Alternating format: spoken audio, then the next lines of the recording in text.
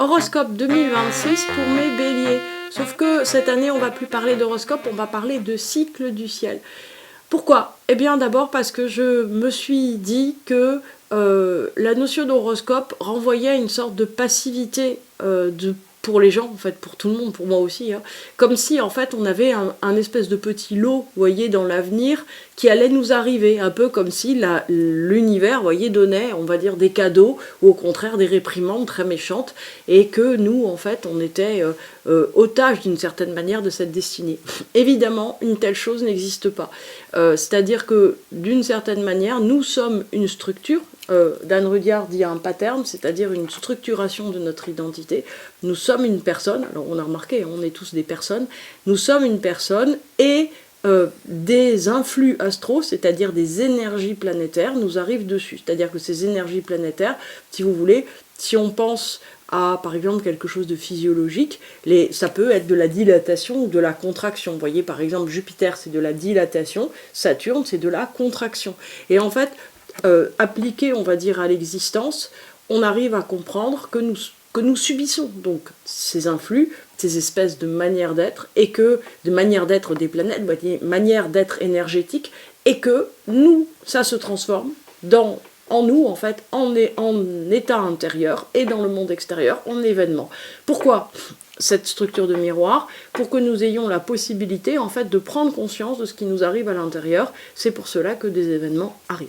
Alors, nous allons donc voir quelles sont les grandes étapes énergétiques, les grandes étapes qui se produisent à l'intérieur de l'année du bélier. Mon expression n'est pas très heureuse, je m'en excuse. Alors, premièrement, on a l'arrivée de Neptune, puis de Saturne en bélier, donc qui va arriver à partir de fin février, d'abord avec Neptune, puis avec Saturne.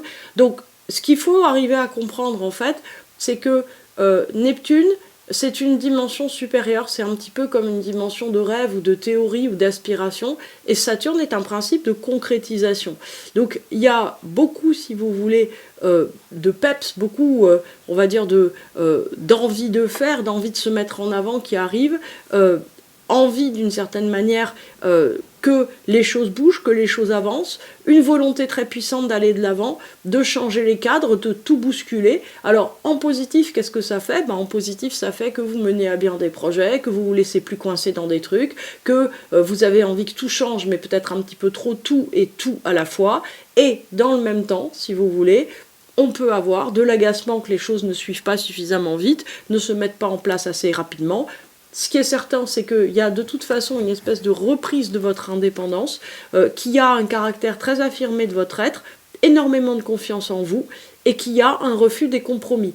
Donc pour le bélier, qui est déjà, j'allais dire, un animal à sang chaud, qui est déjà quelqu'un qui n'aime pas se laisser marcher sur les pieds, qui n'aime pas en fait quand les choses n'avance pas suffisamment ou ne donne pas suffisamment de résultats, pardon, ce qui est certain, si vous voulez, c'est que on est dans une accélération constante. Alors, il y a un déploiement de soi, une redécouverte aussi de sa vraie nature. C'est ça, moi, qui m'a beaucoup frappé, c'est que je me suis dit qu'après tellement d'années, en fait, à avoir des planètes qui vous tiraient en arrière en poisson, on est complètement, si vous voulez, porté vers, j'allais dire, le temps présent, porté en fait vers une exploration et une affirmation de soi, et donc, si vous voulez, avec un côté très pionnier, où on a envie d'ouvrir de nouveaux domaines de l'existence. Donc il y a une affirmation forte peut-être d'une vocation, d'un style de vie, d'un refus en tout cas, de se compromettre, d'un refus d'accepter des choses qui ne conviennent pas. Alors quand on entend tout ça, on se dit que ça fait très début d'activité, arriver dans une nouvelle ville,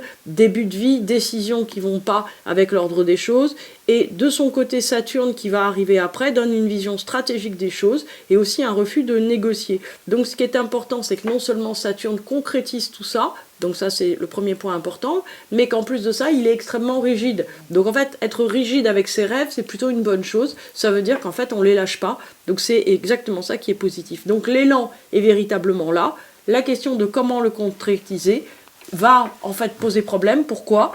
Parce que d'une part, Neptune en bélier, en fait, c'est le plus haut but, et Saturne en bélier avance, mais avance plus lentement, en fait, qu'un Neptune en bélier. C'est-à-dire que vous allez rencontrer la matière, vous allez rencontrer les oppositions, vous allez rencontrer, en fait, tout ce que vous avez la nécessité de mettre en place pour que les choses adviennent comme vous le souhaitez. Donc, il y a une affirmation puissante et radicale de la maison de votre soleil, si vous connaissez un petit peu l'astrologie. C'est-à-dire que c'est vraiment un domaine de vie qui va être complètement activé.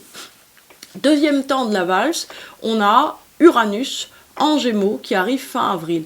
Donc là, si vous voulez, en fait, c'est comme si l'univers en remettait une couche au cas où vous n'auriez pas compris. C'est une libération des codes, une envie de transgression, d'aller voir ailleurs, une envie en fait de faire de découvertes, de faire des rencontres, des amitiés, etc.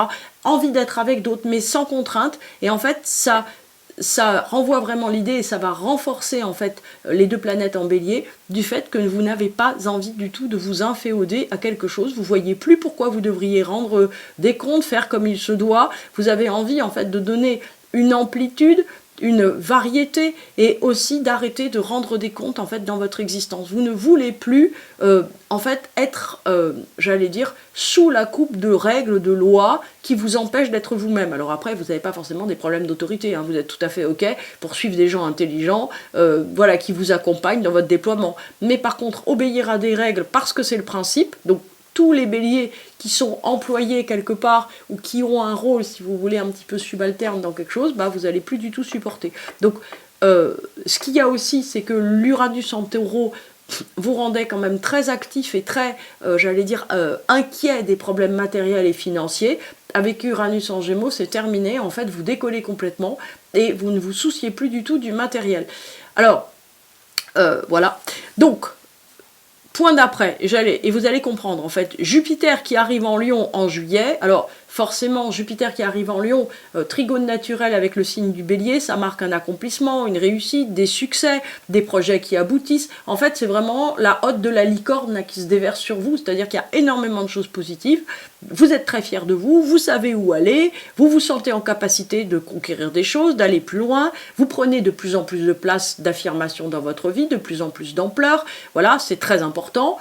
Mais si on rajoute, vous voyez, Uranus en Gémeaux qui ne se soucie plus du matériel, on peut aboutir à une sorte de folie des grandeurs et à une déconnexion par rapport, on va dire, aux moyens financiers qui peut être dangereuse. Donc il faut faire très très attention à pas perdre pied par rapport au sol. De même, si vous voulez, comme il y a Neptune qui est là en bélier, même s'il y a Saturne pour le contrecarré, il peut y avoir une tendance à faire des projets trop vastes ou des projets qui vont trop de l'avant par rapport à ce qui est réellement possible. Donc faites bien attention aux principes de réalité, au feedback des événements, aux avis des uns et des autres autour de vous, et ne vous lancez pas trop en avant. On a en août, alors pour tout le monde, hein, mais vous ça vous impacte, on a le changement d'axe des lieux, non pas d'axe des lieux, mais d'axe des nœuds, voilà, qui passe du Lion au Verseau, et qui, le point important si vous voulez, c'est que ça devient un écueil, puisque ça renforce en fait le Jupiter en Lion de l'univers, alors d'une mauvaise façon, parce que ça peut faire un peu de mégalomanie, un peu de suraffirmation, une tendance à laisser les choses ou les gens derrière vous quand ça vous va pas. Ça renforce la folie des grandeurs, donc ça peut renforcer, si vous voulez, un côté un petit peu surexagéré dans votre vie. Donc faites bien attention à ça. Vous avez donc tendance à perdre la connexion au réel et avoir une dimension de surenchère. Donc faites très attention en fait à vous connecter donc à ce nœud nord verso, c'est-à-dire à vous connecter aux autres, à accepter en fait des idées nouvelles. On a aussi, si vous voulez, tout le côté conventionnel du nœud sud-lion qui est à quitter pour préférer des choses qui s'inscrivent moins dans les codes ou les sentiers battus, mais qui sont très libératoires.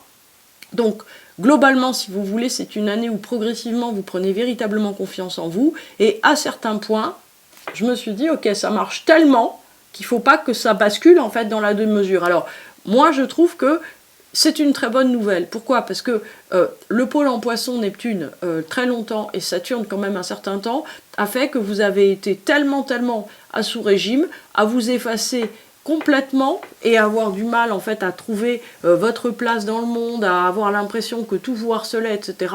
Qu'aujourd'hui, le fait de vous sentir sûr de vous, de vous sentir à votre place, de vous sentir enfin capable de faire des choses, ça vous aide en fait à trouver le juste curseur. Alors, le principe, si vous voulez, j'allais dire d'un équilibre, hein, d'une balance, c'est que ça tire dans un sens, puis ça tire dans l'autre. Donc là, on va simplement essayer, en fait, de, le plus rapidement possible, remettre le curseur au centre.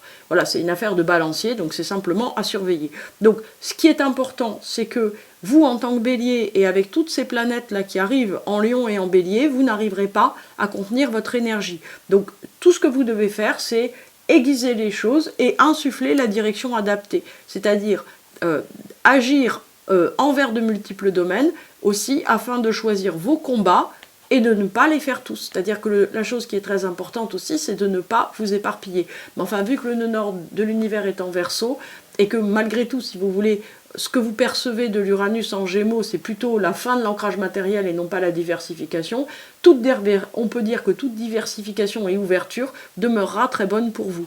En fait, les actions qui sont justes sont des actions qui prennent leur place dans votre vie et qui se font bien aussi, matériellement parlant. Alors maintenant, nous allons regarder le déroulé de l'année, hein. Janvier-février jusqu'à fin février, eh ben, on est vraiment toujours dans la continuité de 2025, avec le ressenti très puissant hein, du carré et de la quadrature naturelle à Jupiter en Cancer. Donc vous avez l'impression d'être constamment freiné par les sphères familiales et quotidiennes, comme si en fait ça vous rattrapait constamment et que c'est extrêmement pénible parce que vous vous sentez pas de marge de manœuvre. En vérité, si vous voulez, ce qui vous poursuit très fortement derrière ça, c'est que vous sentez une libération qui est en train de venir grâce aux planètes qui sont en bélier. Donc en fait, vous avez tendance à ne plus du tout supporter d'être coincé, d'être frustré, etc. Donc en mars, grâce à l'arrivée des deux planètes en bélier, vous vous sentez revivre. Ça y est, c'est le printemps. Comme si tout, enfin, se mettait en place. Donc vous avez de l'énergie, de la joie, des envies. Et le risque, effectivement, c'est celui d'un feu d'artifice un petit peu avec tout qui part dans toutes les directions et l'envie terrible en fait que tout commence à la fois. Donc il y a beaucoup de choses qui se remettent en place en même temps. Il y en a beaucoup aussi qui explosent dans tous sens. Bon, vous allez gérer, hein. Voilà ce que je me suis dit.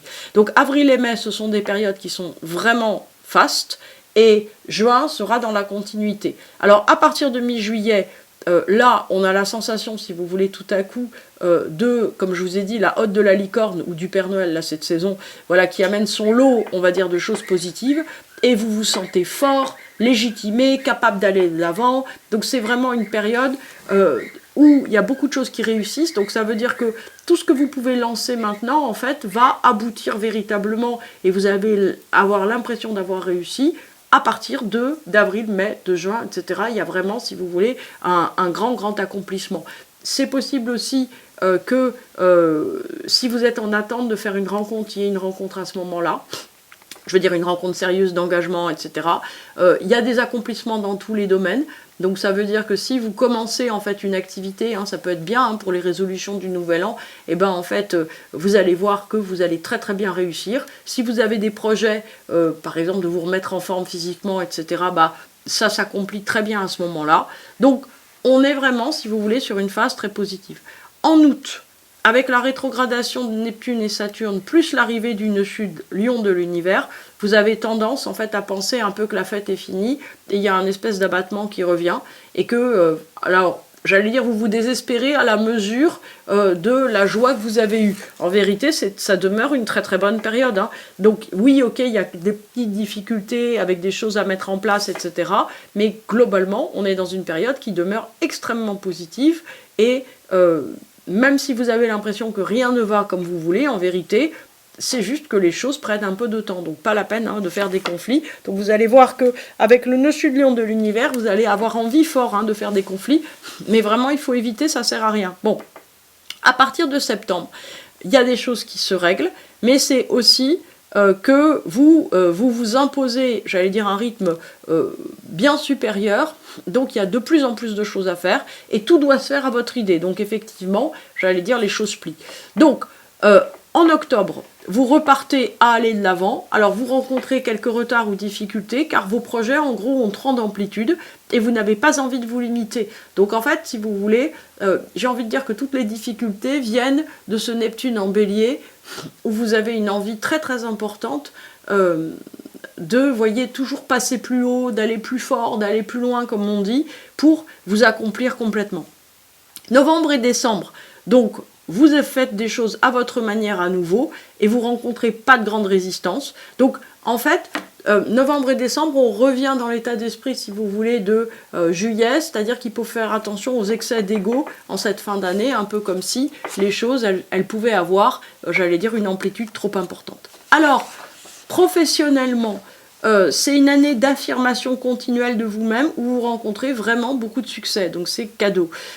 Attention hein, à ne pas prendre la grosse tête comme on dit et à rester humble. Attention aussi à ne pas trop monter au créneau parce qu'il y a un danger de surenchère, mais en même temps, si vous voulez, la réussite, elle monte crescendo et vous devez aussi l'accompagner, en être fier, en être content. C'est une vraie récompense. C'est enfin, si vous voulez, la récompense de tout un tas de choses que vous avez mises en place depuis des années. Donc on est vraiment dans une logique, si vous voulez, de lancement, de début, de nouvelles activités et d'envie aussi de faire vos preuves. Donc tout cela va se faire. Personnellement, vous oscillez énormément en fait entre des états, au début en tout cas de l'année, de dépréciation et de suraffirmation, c'est-à-dire que en fait tout cela sous le fond d'un succès très important, c'est-à-dire que vous avez un peu tendance à vous dire oui non mais ça durera pas même si ça a bien marché, et puis de vous dire youpi ça a trop bien marché, c'est génial. Donc en tout cas vous êtes surréactif car il y a beaucoup de choses qui vous énervent ou qui vous réjouissent, donc on est loin de l'attitude du moine zen mais c'est sympa aussi. Donc vous avez toujours envie que tout aille à votre idée, donc vous êtes très très intolérant que les choses n'aillent pas à votre idée. On a aussi un sujet humain, c'est-à-dire que vous êtes dans l'expansion de liens très forts, donc ça peut être une rencontre sentimentale, ça peut être le fait de renouer ou de nouer avec des amis très proches, ça peut être le fait d'être plus proche de gens qui sont très importants pour vous, qui peuvent être dans votre famille, mais qui vraisemblablement n'y sont pas directement. Parce que de toute façon, il y a un manque, enfin il y a moins d'intérêt pour la sphère familiale proche, puisque Jupiter en Cancer vous a bien embêté là pendant un an, et que vous en avez ras-le-bol, que vous avez envie de vivre pour vous. Donc vous partez véritablement à la reconquête de vous-même, ce qui fait grand bien.